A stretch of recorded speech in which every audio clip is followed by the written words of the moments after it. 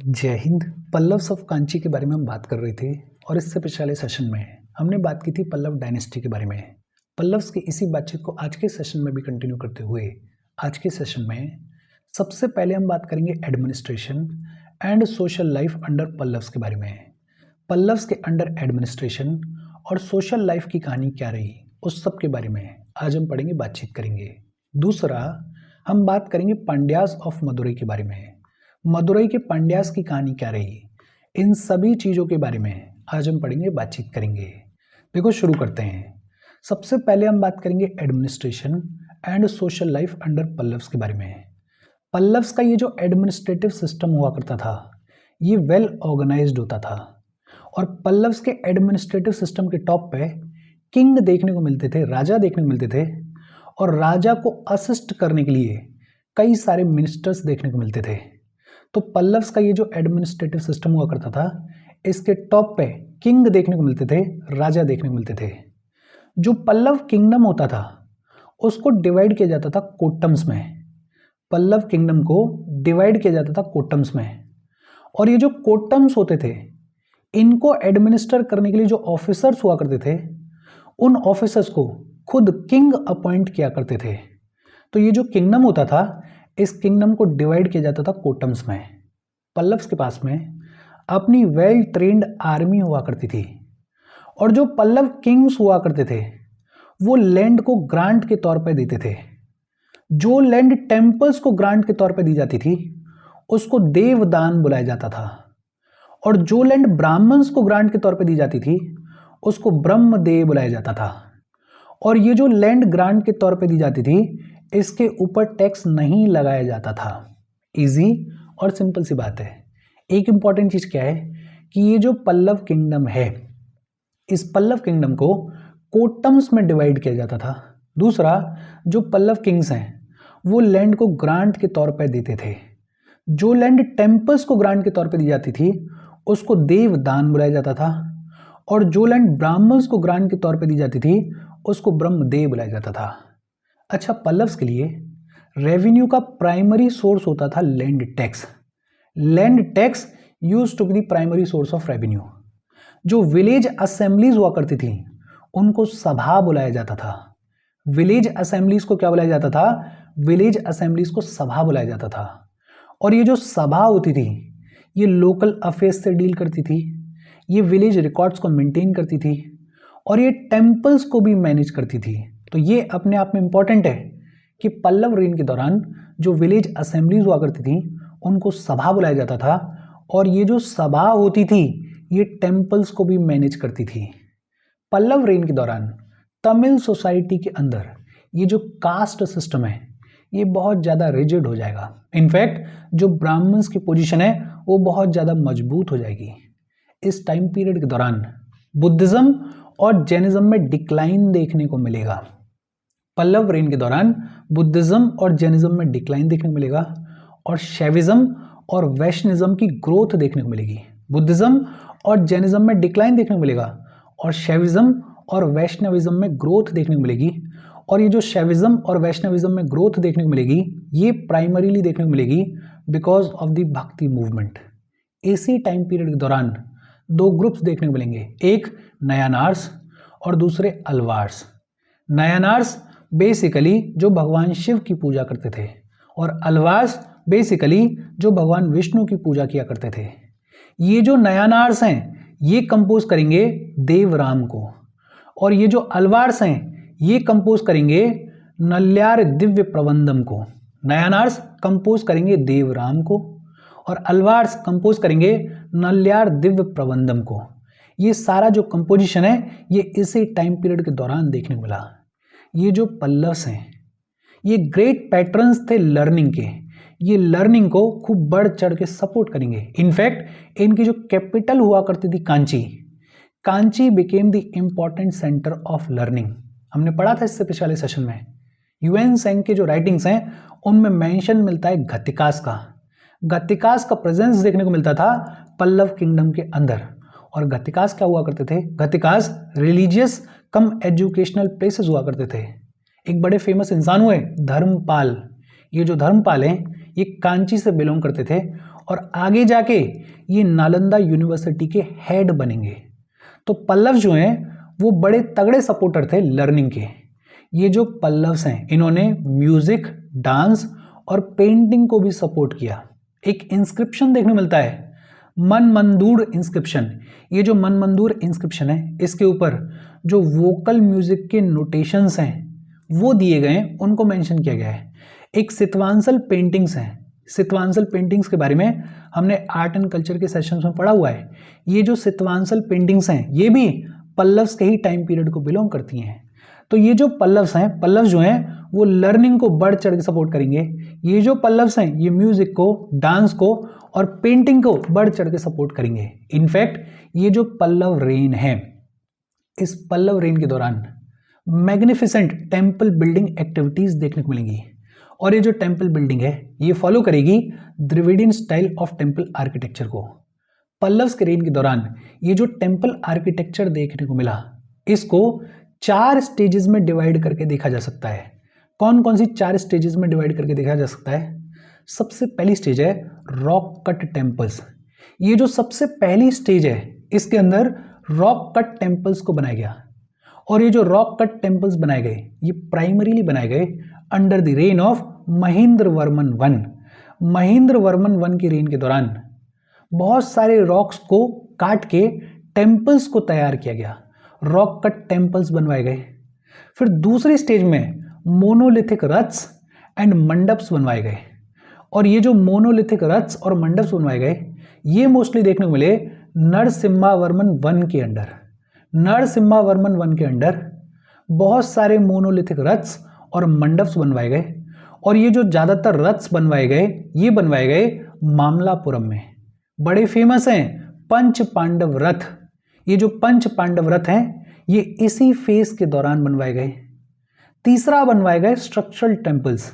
और ये जो स्ट्रक्चरल टेम्पल्स बनवाए गए ये बनवाए गए राजसिम्हा के अंडर। और ये जो स्ट्रक्चरल टेम्पल्स हैं इनको बनवाया गया सॉफ्ट सैंड रॉक्स को यूज करके। फॉर एग्जाम्पल कैलाशनाथ टेम्पल बनवाया गया कांची में, शोर टेम्पल बनवाया गया मामलापुरम में। इनके बारे में पिछले ही सेशन में हमने पढ़ा था। और फिर चौथी स्टेज देखने को मिलती है structural temples built by later Pallavas. Later Pallavas ने भी कई सारे स्ट्रक्चरल टेम्पल्स बनवाए, जैसे मुक्तेश्वर टेम्पल को बनवाया गया। तो ये जो 4 स्टेजेस हैं इन 4 स्टेजेस में डेवलपमेंट देखने को मिलता है पल्लव्स के टेम्पल आर्किटेक्चर का। सबसे पहले रॉक कट टेम्पल्स देखने को मिलते हैं। ये जो रॉक कट टेम्पल्स बनवाए गए ये प्राइमरीली महेंद्र वर्मन वन के रेन के दौरान बनवाए गए। फिर देखने को मिलते हैं मोनोलिथिक रथ्स एंड मंडप्स।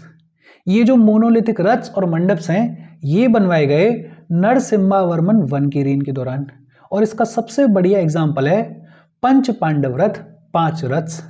और फिर तीसरी स्टेज में स्ट्रक्चरल टेम्पल्स देखने को मिलते हैं। ये जो स्ट्रक्चरल टेम्पल्स हैं ये बनवाए गए राजसिम्हा के रेन के दौरान। फॉर एग्जाम्पल कैलाशनाथ टेम्पल है कांची में और एक शोर टेम्पल है मामलापुरम में। और फिर 4th स्टेज में बात की जाती है about the structural temples built by later Pallavas. तो टेम्पल बिल्डिंग में भी बड़ा मैग्निफिसेंट काम किया इन पल्लव रूलर्स ने। ये जो पल्लव रूलर्स हैं इन्होंने स्कल्पचर के डेवलपमेंट के लिए भी कंट्रीब्यूट किया। और ये जो स्कल्पचर्स हैं ये टेम्पल्स में भी देखने को मिलते हैं और मामलापुरम में जो ओपन आर्ट गैलरी है उसमें भी देखने को मिलते हैं। For example descent of Ganges, for example penance of Arjun, ये स्कल्पचर्स देखने को मिलते हैं और ये बिलोंग करते हैं पल्लव पीरियड को। इजी और सिंपल सी बात है। देखो मोटा मोटा चीज़ें याद रखो। एक तो ये जो पल्लव किंगडम हुआ करता था इसको डिवाइड किया जाता था कोड टर्म्स में। पल्लव किंग्स जो हैं वो लैंड को ग्रांट के तौर पे देते थे। टेम्पल्स के लिए जो लैंड ग्रांट के तौर पे दी जाती थी उसको देवदान बुलाया जाता था। और ब्राह्मण्स के लिए जो लैंड ग्रांट के तौर पे दी जाती थी उसको ब्रह्मदेव बुलाया जाता था। जो विलेज असेंबलीज हुआ करती थी उनको सभा बुलाया जाता था। और ये जो सभा होती थी ये टेम्पल्स को भी मैनेज करती थी। बुद्धिज्म और जैनिज्म में डिक्लाइन देखने को मिलेगा, लेकिन शैविज्म और वैष्णविज्म की ग्रोथ देखने को मिलेगी। नया नाच देखने को मिलेंगे। नया नाच जो है वो कंपोज करेंगे देवराम को। और अलवाज देखने को मिलेंगे। अलवाज जो है वो कंपोज करेंगे नल्यार दिव्य प्रबंधम को। ये जो पल्लव्स हैं इनके रेन के दौरान फोकस किया गया लर्निंग के ऊपर।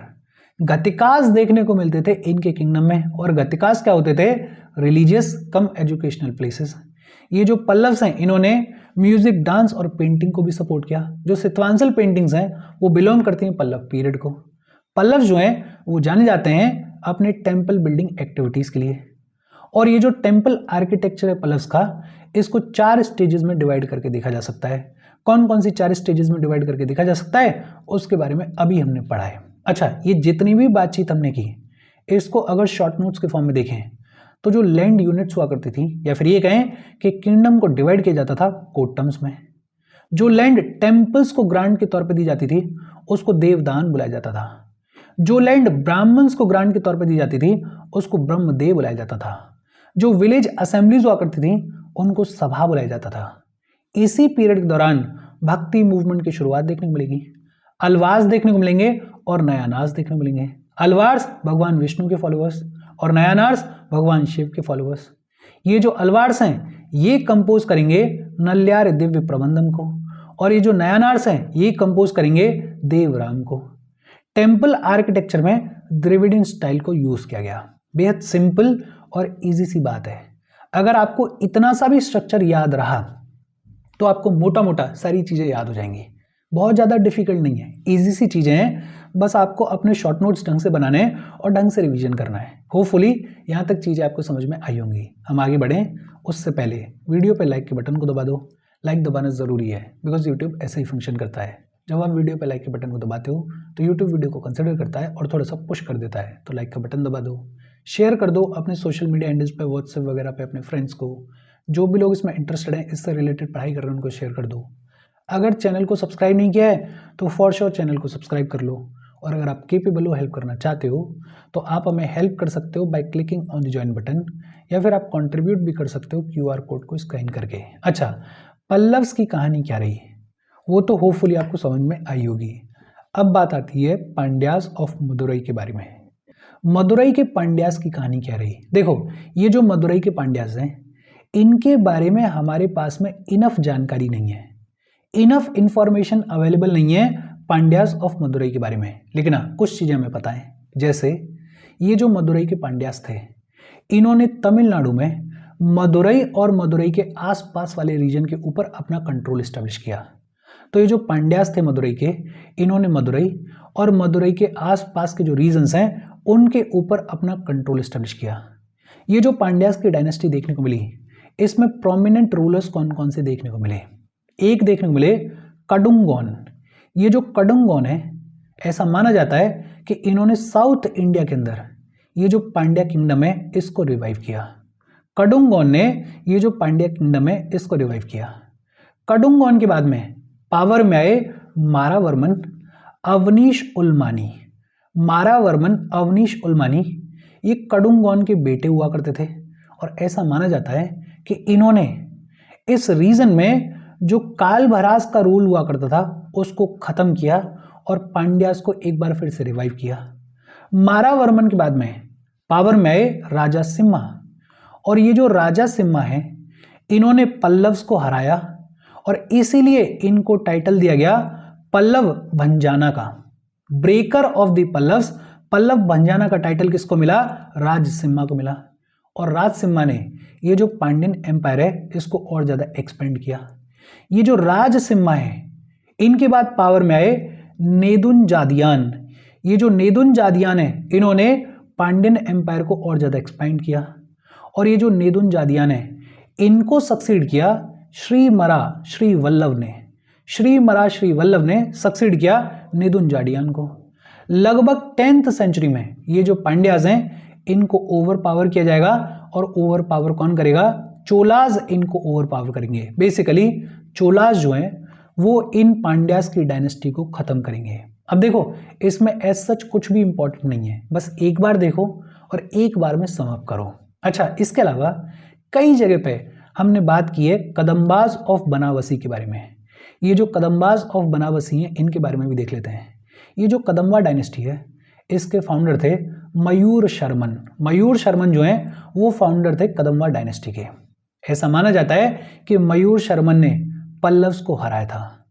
ये जो कदम्बाज हुआ करते थे बनावसी के, ये ब्राह्मण्स हुआ करते थे। इन्होंने रूल किया नदन कर्नाटका और कोंकण वाले रीजन में, और इन्होंने कैपिटल बनाया बनावसी को। बनावसी को इन्होंने कैपिटल बनाया। ये जो बनावसी के कदम्बाज थे, ये पल्लव्स के कंटेम्पररीज हुआ करते थे। इसके अलावा आपने सुना होगा इस चैप्टर में वेस्टर्न गंगास ऑफ मैसूर के बारे में।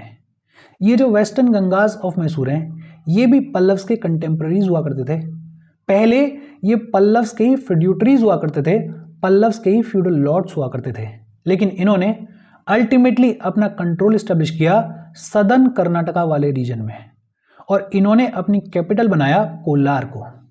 ये जो वेस्टर्न गंगास ऑफ मैसूर हैं, इन्होंने लैंड जो है वो ग्रांट के तौर पे दी जैन लोगों को, जो जैन मॉन्क्स होते हैं उनको लैंड ग्रांट के तौर पे the western Gangas of Mysore ने। देखो बेहद छोटी छोटी और सिंपल सिंपल सी चीजें हैं। कदम्बास ऑफ बनावसी फाउंडर कौन थे? मयूर शर्मन। ब्राह्मण्स हुआ करते थे, नदन कर्नाटका और कोंकण वाले रीजन में रूल किया करते थे।